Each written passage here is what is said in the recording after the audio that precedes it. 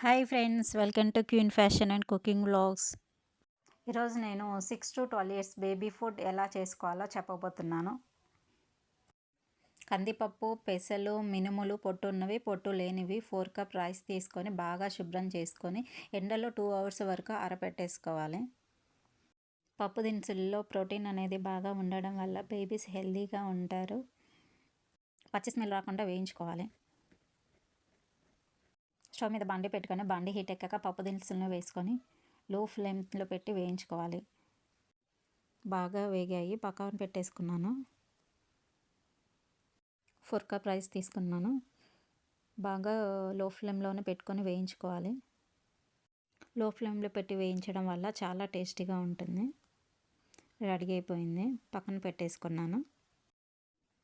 కొద్దిగా గుమ్మడి గింజలను తీసుకొని లో ఫ్లేమ్లోనే పెట్టుకొని బాగా వేయించుకోవాలి.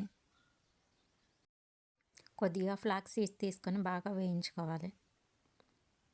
కొద్దిగా వాము, కొద్దిగా జీలకర్ర తీసుకొని బాగా వేయించుకోవాలి. అరుగుదల అనేది బాగుంటుంది. కడుపు నొప్పి లేకుండా డైజెషన్ అనేది మంచిగా అవుతుంది. కొద్దిగా బాదం తీసుకొని బాగా వేయించుకొని పక్కన పెట్టేసుకోవాలి. మిక్సీ జార్లో వేసుకొని గ్రైండ్ చేసుకోవాలి.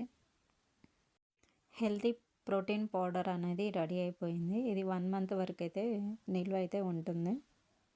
స్టవ్ మీద బండి పెట్టుకొని 1 గ్లాస్ వాటర్ యాడ్ చేశాను. బాగా కాగనివ్వాలి. ఒక గిన్నెలో 2 స్పూన్స్ పౌడర్ తీసుకొని కొద్దిగా వాటర్ అనేది యాడ్ చేసుకొని పలుచగా కలుపుకోవాలి.